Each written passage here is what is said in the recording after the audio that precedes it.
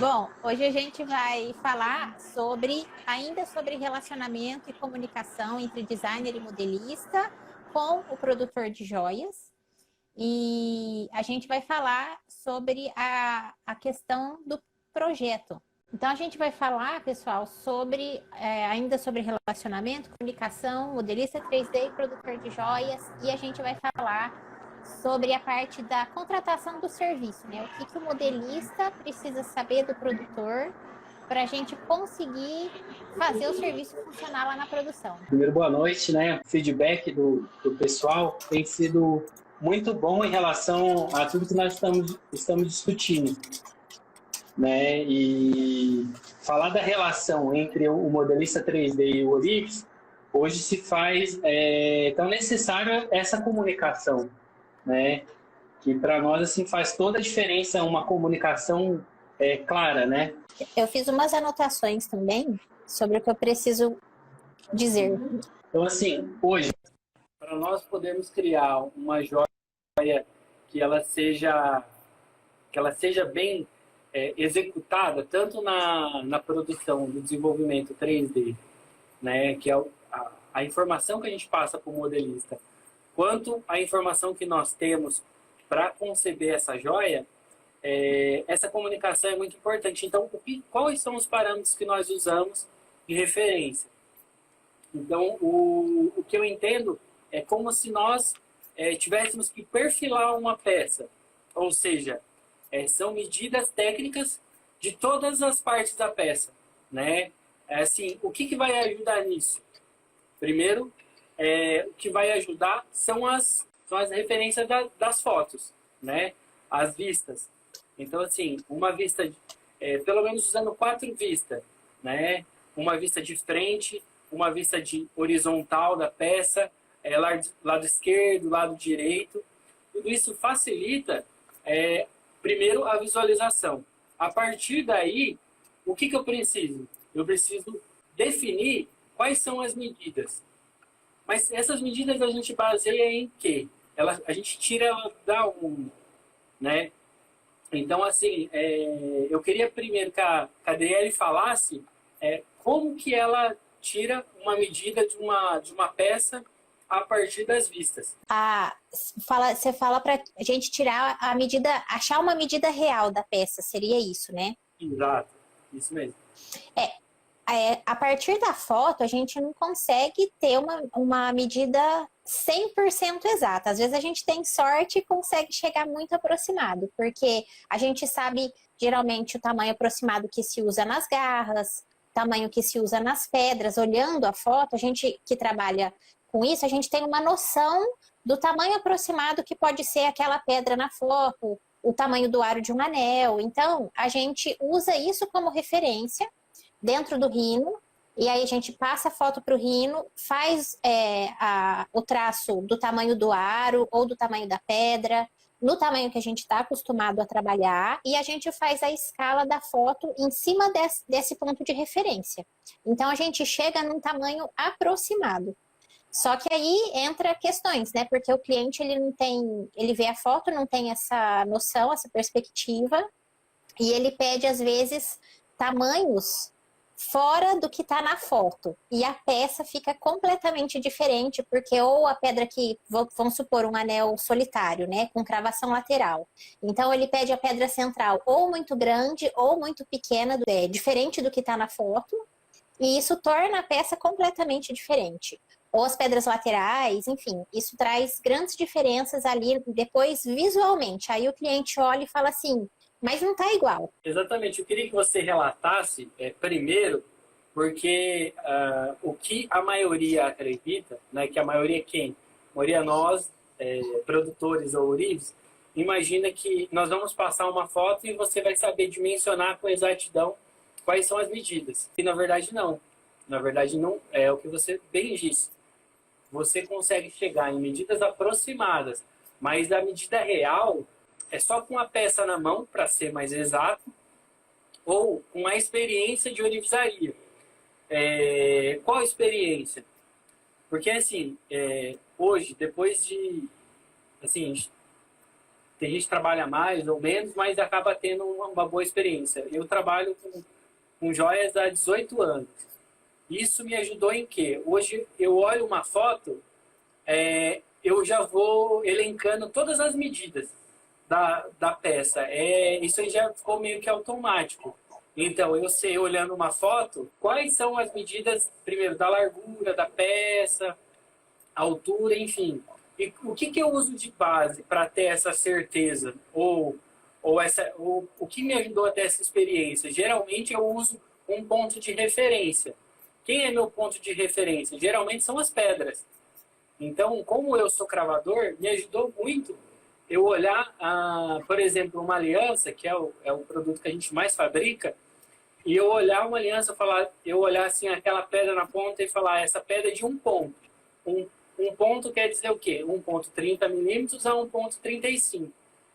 E aí, se a pedra fosse na borda, eu saberia proporcionalmente quantas pedras caberiam lado a lado para achar a largura da aliança. Isso acabou ficando automático. Então, é a mesma coisa quando eu trabalho com um anel, por exemplo. Eu primeiro acho um ponto de referência para mim, que para mim vai ser mais visual ali, assim, ó, essa pedra eu tenho quase certeza que é nessa medida. Por quê? Um ponto de referência. Porque daí eu acho uma escala para todo o anel, a aliança, a peça. Então, esse ponto de referência ele sempre vai ser importante. Então, eu tenho ali um ponto de referência inicial. E quem hoje passa o serviço para o modelista? Somos nós, Orives, ou um fabricante, né, um produtor. Então, as medidas não tem como o modelista saber. A não ser que ele tenha, o que a Adriele falou, uma boa experiência ou que já tenha feito a peça. Caso contrário, ele não vai conseguir distinguir quais são as medidas aproximadas, porque essa referência que eu tenho é uma referência por experiência de bastante tempo executando peças semelhantes ou iguais, ou bem aproximados, enfim. É porque se torna trabalhos meio genéricos para nós que somos orives. Para o modelista 3D, não. A referência são múltiplas. As ferramentas para a execução de uma peça, elas são N. Então, assim, quem é importante passar as medidas exatas, aproximadas, ou pelo menos que dê uma boa referência para o modelista iniciar a peça é o Orives. Então, hoje, o que acontece quando eu comecei a desenhar, aliás, a terceirizar o serviço, eu percebi que, às vezes, eu mesmo não acabava sendo claro. Então, eu criava muita expectativa, eu esperava muito que o modelista fosse me falar quais eram as referências de medida, qual era a referência de toda a peça. E assim, para mim foi um choque perceber que, na verdade, era uma responsabilidade minha, né? Então, assim, saber hoje quem é, de certa forma, o responsável pela execução da peça, até porque quem tratou com o cliente, quem fez todo aquele orçamento com o cliente, ele precisa saber, né? Porque o modelista ele vai apenas executar um projeto baseado com referências de medida, tamanho de pedra e tudo mais. Não tem como ele saber realmente. Então, quebra-se um tabu de achar que o modelista, você vai passar uma foto para ele vai apertar o botão mágico, né? Que a gente imagina, e vai saber qual que é assim, todas as referências da peça. E não tem. É como eu tinha falado, né? A gente consegue um tamanho bem aproximado, dependendo da foto, né? Por exemplo, se a foto é uma peça de ouro, então a gente sabe que tem medidas específicas que são usadas nas garras, por exemplo. Só que ainda tem uma variação de ponto 10, ponto 15, dependendo do produtor. E essa diferença pode aumentar muito o tamanho das pedras, diminuir muito o tamanho das pedras. E aí o que o cliente pediu também aumenta, não é só a questão visual, né? Aumenta também, aumenta ou diminui, né? A questão de valor, geralmente aumenta, né? A questão do valor, o custo de produzir e o custo para o cliente final. Porque se ele está preocupado com aquela aparência e a pedra é muito grande, as pedras que tem ali são muito grandes, a largura da peça é muito grande, o que ele estava querendo era uma peça mais fininha por conta do valor, então ele vai receber uma coisa bem diferente. E aí eles ficam frustrados, né? O produtor fica frustrado, o cliente final fica frustrado. Eu já peguei vários serviços assim que eu fui conversando e falando, ó, essa peça, a pedra que você está pedindo é diferente do que está na foto, vai ficar diferente visualmente, tudo bem, né? E aí a gente vai acertando os pontos. Exatamente. Então, hoje, ter toda essa experiência que nós estamos relatando aqui se faz importante na hora que você for contratar um modelista 3D e você for passar o serviço para ele, né? Passar as referências, elas precisam ser bem detalhadas. Depois eu e a Adriele vamos sentar e bolar, depende um padrão de briefing, né? De execução. Como se elenca todas as referências de medidas, né? Porque é claro que nem toda peça você vai conseguir achar aliás, usar o mesmo padrão, porque as peças mudam muito. Mas, pelo menos tendo as medidas principais, já parte assim, do início muito bom, né? Para a execução da peça. Então, hoje, se faz muito importante entender tudo isso. O que você vai economizar? Você vai economizar tempo, você vai se estressar menos, porque a gente acaba se estressando por não entender. E como eu falei, a maioria hoje dos modelistas 3D, eles trabalham à distância, a gente não está com ele ali do lado, vendo o que ele está executando no computador. Então, essa relação precisa ser muito minuciosa. Esses detalhes precisam ser bem específicos, né?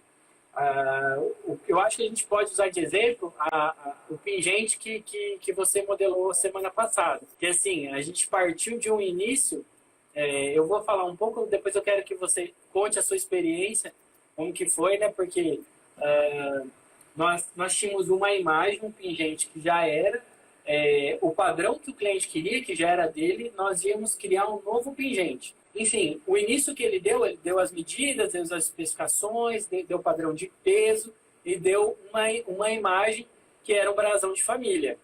Então, a gente iniciou a execução com esse briefing, né? Sabendo que era aquele detalhamento que nós precisávamos seguir. E aí, ao longo do caminho, o que aconteceu? O cliente viu a peça pronta do jeito que ele pediu e não gostou. Aí vai o trabalho do puxa-estica, né? Você puxa para um lado, estica do outro, tenta ajustar uma medida que seja harmoniosa, para tentar encaixar todas as referências que ele nos deu. Só que isso é muito difícil, porque, primeiro, o gosto ele é muito pessoal, né? Então, era o gosto do cliente, já era um pedido de terceiro, de intermediário, então tentando entender toda essa relação para passar para a Adriele. Então foi muito difícil. Uma peça que, se nós tivéssemos todas as informações, era a partir de umas 8 horas, umas 8 horas de modelagem. Se fosse papum? Não, bem menos. Não, tipo, não tinha pedra nem nada, no máximo 2 horas. Então, quanto tempo nós demoramos? Olha, se eu te falar que eu contei, você acredita? Quer ver? Eu vou pegar aqui porque eu tenho um aplicativo que eu cronometro. O tempo que eu gasto em cada peça, trabalhando. Porque isso é para eu conseguir manter a minha agenda, na verdade, né? Tá abrindo aqui, eu já vou acessar, mas enquanto isso a gente vai falando. Tá, então assim, foi uma das peças mais assim, chatas que nós acabamos modelando pelo fato da peça ter muito ajuste. E às vezes um ajuste que, tipo assim, não tinha muito sentido. Né? Não tinha muito sentido daquilo que nós estávamos desenvolvendo e daquilo que ele tinha pedido primeiro. Então foi muito estranho. Sobre a primeira modificação, ele não gostou, porque estava exatamente, visualmente, estava exatamente como ele pediu, né? Ele não gostou do peso, né, da peça, porque ficou muito pesada, né, no tamanho que ele pediu, não foi isso? Foi. Primeiro ficou a proporção que ele tinha passado em relação à foto ficou bem maior. E aí o peso ficou fora do que ele estava esperando, né? Também ficou o dobro, né? Era uma peça que era para sair em torno de 10, 11 gramas, ela foi para 20, 21 gramas. Olha, um dia só de modelagem, Deu 3 horas e 59, só um dia, mas a gente ficou mais de um dia nela, né? Deixa eu ver se eu acho só o total aqui, pera lá. E lembrando que existe designers como a Adriele que acaba, às vezes, trabalhando full time, ou seja, independente de horário, ele não trabalha horário comercial. Então a gente perturba eles até a noite. Mas assim, a maioria dos designers eles trabalham no horário comercial. Então tem toda essa relação de você saber entender que existe um padrão de horário, né?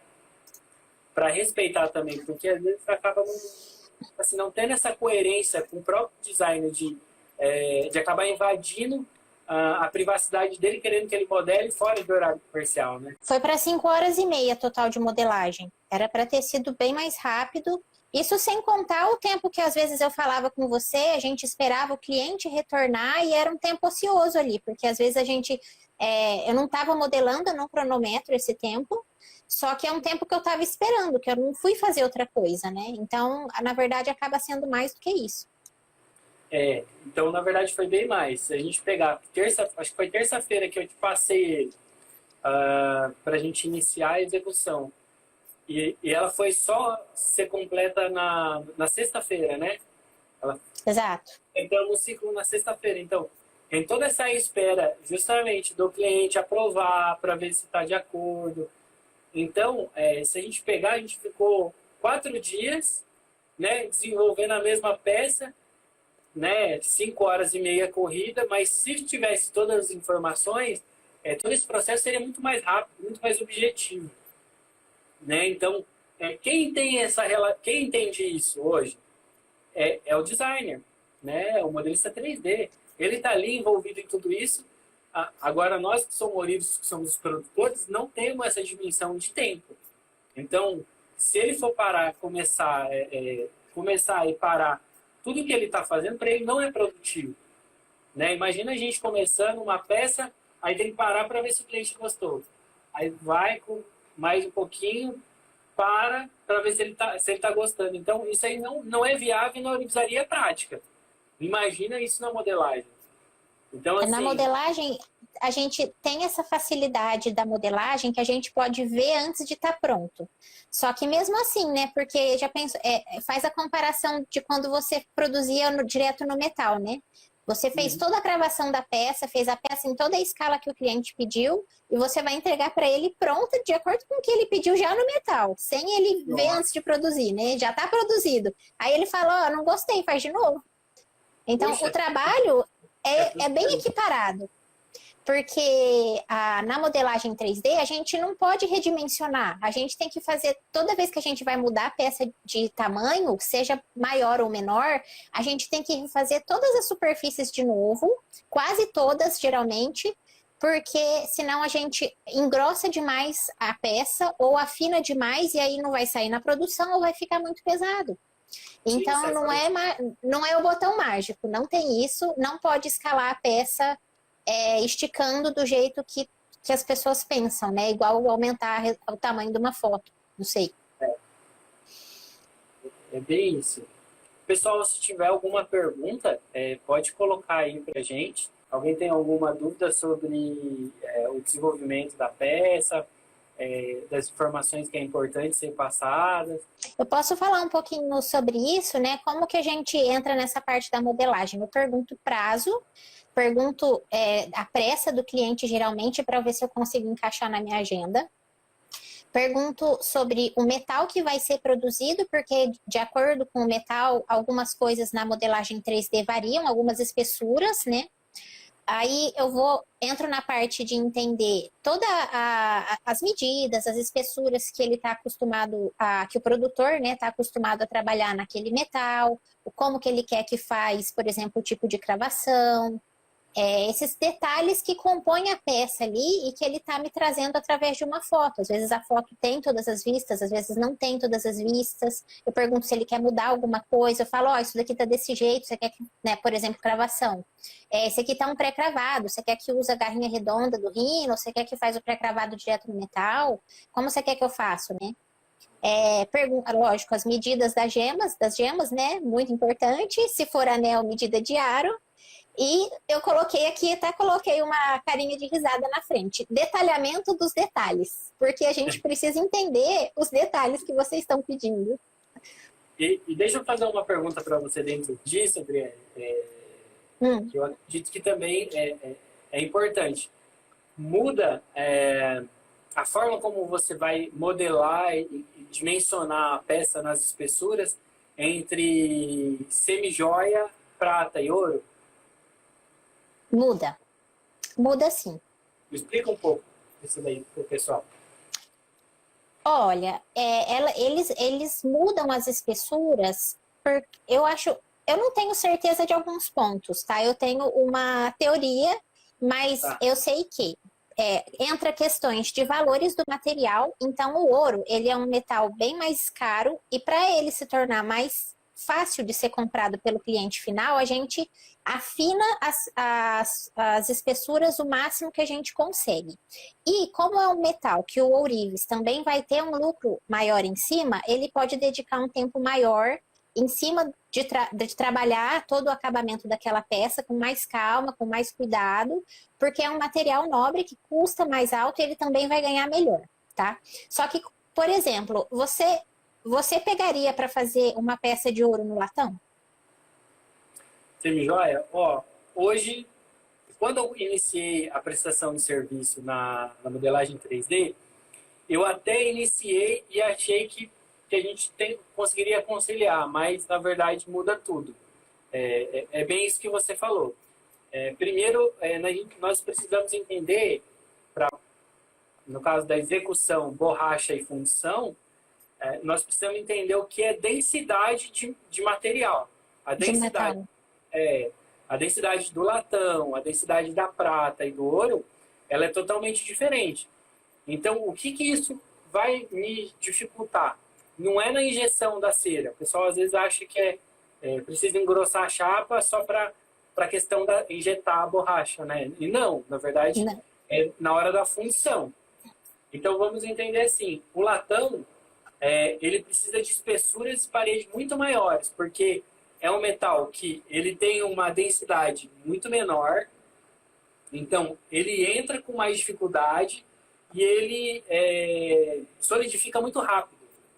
Então, os jitos, o duto, né, que é o talo central, ele precisa ser bem grande, né, para a peça entrar e completar de uma vez. A prata e o ouro eles já são bem próximos.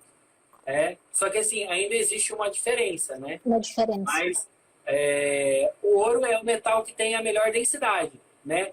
No caso do ponto de fusão, então ele completa muito melhor. A prata também tem uns macetinhos, enfim. Então, assim, o dimensionamento, até tem o João Marcos aí, que foi o meu professor, ele está assistindo a live, ele também pode responder um pouco disso. Muda bastante. Aliás, dependendo da peça, muda bastante do ouro para prata. O dimensionamento dos jitos que vão dar todo o suporte ali na hora do metal entrar e completar a peça. Então faz toda a diferença. Até porque outro fator importante tem que ser entendido é que o ponto de fusão, aliás, a temperatura do tubo para prata é em torno de 550, 500. Para ouro já é acima de 620. Então a gente chega até 680, 690. Então a liquidez do metal ele já é diferente. Já é diferente. Ele vai entrar no tubo, ele vai completar diferente também. Então todos esses fatores precisam ser bem observados, né? Então assim muda. Quando eu comecei a prestar o serviço da modelagem, tentei, né? Achando que fosse funcionar, eu conseguiria até, inclusive, dar um suporte legal para a semijoia, mas eu falei assim, é uma coisa totalmente fora, né? Então, eu teria que reajustar a minha modelagem para atender esse público. Então, para mim, hoje, trabalhar com semijoia é uma modelagem específica. Para prata e ouro, você consegue conciliar com os jitos auxiliares, né? Para completar a peça. Mas no caso do latão ou metal moeda, que o pessoal está usando bastante agora, isso daí fica inviável. É o níquel, né? Ah, o metal é um metal diferente. Eu não sei a composição dele, mas ele tem é tipo um cromo. Bom, enfim, nem vou falar porque Não vai lembrar. Não, fica eu tranquilo. vou lembrar o metal moeda, tem diferenças, né? Então ele não é igual para todo mundo. Para todo mundo. Então, nessa parte aí das questões da produção dos metais diferentes, eu também vejo que talvez, se não, mesmo que não tivesse essa diferença de produção, principalmente da fundição, eu acho que ainda assim entraria muito essa questão dos valores que eu falei, porque no ouro, o ourives ele pode se dedicar mais tempo em cima daquela peça, porque ele está ganhando um valor que vai pagar as contas dele. Agora, se ele vai fazer a mesma peça no latão, cara, eles querem produção, então tem que ser assim, quanto mais rápida de fazer, melhor, quanto mais fácil o acabamento, melhor, é tudo menos montagem, melhor, e vai, porque eles precisam de quantidade para eles suprir o valor que eles produzem muito ao mesmo tempo, né? Para eles suprir o valor para manter a fábrica, os funcionários, enfim. É justamente isso. Esse é um outro fator Outro importante. ponto, né? Outro ponto importante. Por exemplo, tem peças hoje que tem cliente que às vezes pede para modelar a borracha para prata. Na hora que ele me passa a peça, eu falo assim, ó, se você quiser o modelo, mas vai ficar o custo mais caro que você comprar uma peça dessa de um fornecedor e vender para o seu Pronto. cliente, né? Então, é uma peça pronta. Então, assim, entender tudo isso faz diferença. Agora, eu não vou fazer uma peça só. Eu quero fazer uma linha de produção com essa. Vou tirar várias peças, já é algo Aí dispensável. compensa. Já algo compensa. Só que, realmente, o custo operacional hoje para se trabalhar com 3D, a prototipagem, a borracha, ele, ele tem que ser mais que uma peça hoje. Até mesmo no ouro hoje, tem que ser mais de uma produção. A não ser que seja uma produção inviável para ser feita à mão. Mas, via de regra, hoje, eu mesmo, antes eu sentava na banca e executava muitas joias, né? Do começo ao fim, enfim, fazia toda a parte de cravação na peça e tudo mais. O 3D, do jeito que ele veio para mim, eu consegui conciliar tão bem ele na minha produção que hoje poucas peças eu executo na mão. Então, assim, eu passei mais para ele, que é como se fosse alguém produzindo para mim, né? Então, assim, é como se eu tivesse um ourives auxiliar, por exemplo. Então, eu Uhum. já tenho ali, tem a borracha, ou às vezes eu faço fundição direta com o próprio protótipo, né? Mas eu hoje pouco sento na banca para executar uma peça. Tem ainda sobre essa questão das diferenças de metais, tem muito modelista que está começando, que às vezes pega as aulas gratuitas na internet ou faz um curso mesmo, e aí eles vêm falar comigo e falam assim, olha, eu modelei umas peças e eu queria que você, porque eu deixo muito aberto, né? Eu falo, pessoal, se precisar de ajuda, vem conversar comigo, vem perguntar, vem conversar comigo aqui no Instagram, né?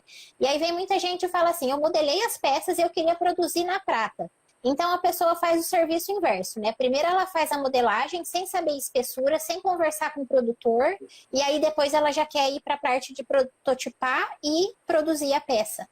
E aí isso, enfim, vai gerar vários problemas na peça. Eu acabo conversando mais e explicando para a pessoa. Eu falo das questões da espessura, que cada produção vai ser uma diferente. E eu vejo que não é só a tecnologia que influencia nas questões da espessura, é também a pessoa que está ali trabalhando dentro daquela empresa, porque tem gente que tem muita habilidade manual e consegue, por exemplo, trabalhar com as espessuras mais finas possíveis em qualquer metal. E tem gente que não. É natural. Tem gente que consegue desenhar muito rápido, tem gente que não consegue, precisa de mais tempo. Então, é até a habilidade do profissional que a gente tem que avaliar. Então, cada empresa tem uma pessoa diferente, vão ser sempre especificações diferentes. E você falou aí, eu lembrei de um caso esses dias, me pediram uma consultoria sobre algumas peças que tinha uma nova modelista, eu não sei onde ela fez o curso, mas ela passou essas peças para para quem eu terceirizo hoje a impressão. E aí a Solange, né, que é quem eu terceirizo a impressão, falou: Celso, me ajuda aqui, dá essa consultoria para ver se isso é viável ser feito, se dá para fundir, se dá para tirar a borracha de repente. E aí ela me mostrou as peças, assim, de cara eu falei assim, mas quem modelou isso tem ideia de orivesaria? Porque a gente, talvez o modelista hoje que ele está entrando, ele imagina que são dois mundos diferentes. Não, são posições diferentes, mas que fazem parte do mesmo mundo. Então, nós não podemos separar as duas coisas. As duas coisas precisam dar junto. O orives e o modelista 3D. Por quê? O processo de produção a partir do desenho, ele é orivesaria. Então, se ele é orivesaria, então ele é uma continuidade ali e ele precisa, a pessoa que for desenhar, o modelista, ele precisa entender dos processos básicos, né? Fundição, acabamento, polimento, né? Porque a peça aqui, só para, não tem como eu ilustrar aqui, mas para vocês entenderem, é como a pessoa criou uma chapa, inclusive sem o contorno do dedo, sabe? Então a chapa ficava meio que passando assim por cima do dedo, mas sem acompanhar o contorno. Falei, primeiro que é uma chapa, né? Era muito fino. Falei, isso aqui não é inviável. Você fala que a pessoa não fez um sólido, ela só fez tipo uma folha sulfite? Exatamente. Exatamente. Então, Ela tinha toda uma curva, mas mesmo assim, eu até medi a espessura e falei, até para fundir isso não funciona. Então, estava bem difícil as peças dela. Falta eu não sei o que acontece. Não, eu até entendo o que acontece. O foco de muitos cursos é ensinar a ferramenta do Rhino. Então, às vezes o curso não é nem voltado para joalheria e a pessoa vê que outras pessoas desenham joias e aí elas entram sem esse conhecimento. Só que eu não sei, para mim que tô dentro é muito lógico, porque eu sei que se eu quiser desenhar móveis, como eu já fiz várias vezes para mim, para uso pessoal e até para cliente, se eu não souber as especificações técnicas de como que eu vou montar o móvel, eu não vou conseguir fazer um desenho que vai funcionar na prática, né? Então eu tenho que saber espessuras, por exemplo, daquelas corrediças da gaveta. E aí eu vejo isso daí e a pessoa não consegue ter essa noção para joia. É como se fosse mágica mesmo, né? Exatamente. Então, para quem está querendo iniciar na carreira de modelista 3D, meu principal conselho hoje seria, vai visitar, né? É claro que visitar a oficina hoje é muito difícil, mas vai visitar uma escola, primeiro de orivesaria. Por quê? De fato, vai ser muito necessário, até para o seu desenvolvimento, entender quais são os princípios básicos da joalheria. Medida, espessura, curvatura, caimento, né? Tudo isso conforto, né? O conforto, porque existem peças que elas machucam até de colocar no dedo. Então, assim, foi bem pensado? Não. Então, vai fazer toda a diferença se esse modelista hoje, ele sentar na banca e ele entender todo esse mundo, né? A grande diferença hoje, quando eu terceirizo a modelagem 3D, que eu percebo, é essa noção de um modelista que entende a orivesaria, às vezes mesmo que ele nunca sentou na banca, mas ele observou, ele foi perguntar, ele foi tirar as dúvidas, e de um modelista que não tem noção nenhuma. Inclusive, eu acho que a primeira peça uma das primeiras peças que modelaram para mim, foi um anel de formatura e eu achei muito estranho, porque ele não cavou o anel por dentro, né? Não aliviou o anel por dentro. Não aliviou o peso. E aonde sentava a pedra, ele não fez o rondiz da pedra. O rondiz da pedra é a cintura da parte de baixo da pedra, né? Onde ela senta ali certinho. E aí eu fui questionar ele, né? Eu falei assim, deixa eu te perguntar, você não faz o caimento, o rondiz da pedra e tal? E aí eu achei gozada a explicação dele. Ele falou, não, isso daí quem tem que fazer é o cravador. Eu falei, uai. Eu falei, eu não tô entendendo. Ué, se era para sair pronto, por que que eu que tenho que fazer na mão? Então, era mais fácil Fazer o que ter o serviço. programa inteiro na mão. Né? Então não fazia sentido eu passar, eu terceirizar o serviço se eu mesmo tinha que executar aquela parte, que era uma parte mais simples. Então, eu tive várias dificuldades no meu início assim, da terceirização da modelagem. E para mim foi muito assim, frustrante, porque não só perdi tempo, eu perdi dinheiro. E, enfim, algum dia eu vou fazer um levantamento de quanto eu perdi, até para passar para o quesito de conhecimento do pessoal, mas foi muito dinheiro, muito dinheiro. Então, assim, ainda que o modelista ele tenha toda a noção, o modelista 3D tenha toda a noção da peça, como se cria, as dimensões dela, tá ok, o Orives deu aquela avaliação, o produtor deu aquela avaliação, falou, ó, sua peça tá ok. O que eu e a Adriele já definimos e o que eu sempre, assim, depois de muito tempo comecei a fazer e para mim faz toda a diferença, é o quê? Eu imprimo a peça para eu ver ela na minha mão. Por que ver na minha mão, Celso? Dá para ver pelo computador? Claro que dá. Claro que dá. Mas a ideia da dimensão em escala real é totalmente diferente. Né? Escala real, o quê? Como a peça saiu mesmo. Então, já teve peças que eu pedi para modelar, eu falei a medida. X aqui, X aqui, X aqui. Na hora que eu imprimi, que foram logo no começo, né? Era uma peça extremamente grande. A simetria dela era horrível. Eu falei, mas como eu pude passar umas medidas dessa? E eu fiquei impressionado. Só que era o quê? Era uma visão totalmente diferente, né? O modelista, ele enxerga através das medidas que ele passa para o programa.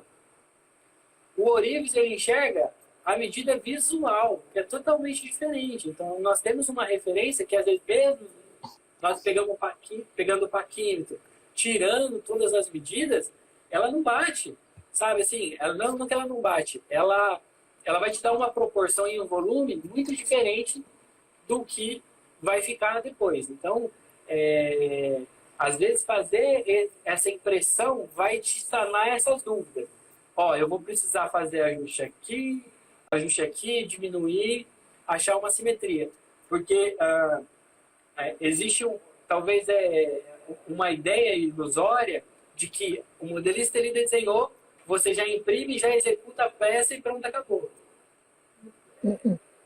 É muito raro isso acontecer e sair perfeito de acordo com o que era para ser feito. É muito difícil. Então, ou seja, você vai ter que imprimir, fazer ajustes. E nós estamos falando de joias, né? Que, assim, é um produto extremamente caro, né? Um produto, assim... existe toda uma logística envolvida. Então, protótipo já se fala, né? Que é um pré-produto, né? Ainda não é produto. Então, eu preciso entender esse pré-produto, se ele está de acordo com as minhas medidas de pedra, da calibragem das pedras, se está com as medidas suficientes para injetar a peça sem dificuldade, né? E se está na simetria que eu preciso. Ou seja, no caimento, se era aquilo, se for uma cópia, eu colocar do lado da cópia ou da foto da cópia e tentar saber, né? Que do lado de uma foto é muito mais difícil, mas a gente tentar achar as medidas viáveis. Então, tudo isso é importante. Então, quando se fala prototipagem, é um pré-produto que você precisa analisar antes de chegar no final, que é o quê? A peça pronta. Então, não vai imaginando que você vai passar uma joia para o modelista 3D, ele vai acertar de primeira. Então, hoje eu vendo modelagem também, né? A borracha já pronta. Mas essas peças que eu vendo são peças tudo que passaram por esses testes, né? Teste da cravação, teste de injeção, de função, né? Então, assim, porque não dá para se vender uma borracha que não tem uma boa execução. Então, você sabe que você está vendendo um produto que funciona lá na frente e não está vendendo uma coisa que é duvidosa. E se der errado no processo de produção, você sabe conversar com o cliente e descobrir. Às vezes ele está errando na função, né? Ó, tem uma observação aqui do Luciano Braga. Tem peças que nem o Master Orives pode executar sem a ajuda de modelista 3D. Exatamente, ô Luciano. Tem peças que eu já falo para aliás, né, eu falava para alguns lojistas, né?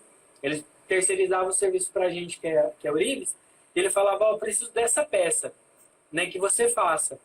E às vezes eles querem o famoso pastel, ainda rápido, né? Então, a primeira coisa que eu falava para eles, ó, primeiro, o processo de produção dessa peça não é manual. Então, eu prefiro não pegar. Agora, se você quiser que eu faça, nem eu sendo o melhor Orives, eu vou conseguir executar de acordo com o que você está vendo. Então, isso é muito importante. Saber que o modelista 3D, hoje, se a peça foi feita por esse processo, são raras exceções que você vai conseguir executar ela manual. Né? Porque, geralmente, ela tem aqueles detalhezinhos que são feitos mesmo no 3D. Não tem como replicar. Exato. Uma coisa ainda sobre a questão de medidas, né, é que eu, modelista, sempre trabalho com paquímetro aqui do meu lado e espessímetro, porque às vezes eu olho e preciso dessa confirmação visual para eu saber se o que eu estou colocando lá está em excesso de medida ou se está muito fino, para eu ter essa noção. Eu, às vezes, abro peças que eu fiz anteriormente para fazer um comparativo de espessura quando a peça é parecida ou é o mesmo material, precisa ter aproximadamente o mesmo peso. Eu faço comparação visual e de medida com peças que eu já executei que deram certo com os meus clientes, a produção. E quando eu falo com o cliente que está pedindo medidas para mim, que está pedindo para construir peça e ele não faz parte da produção, ele não está no nosso mundo, eu falo para ele fazer um tamanho aproximado no papel e cortar ao redor.